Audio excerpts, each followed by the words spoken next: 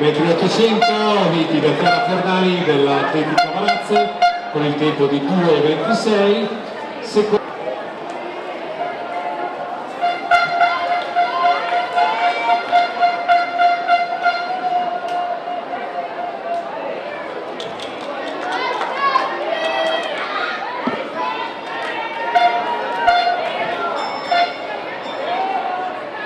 Abbiamo Stefania Verbino dell'Atletica Varazze e Cinzia Zugnori del CS Robelio che stanno conducendo questa gara.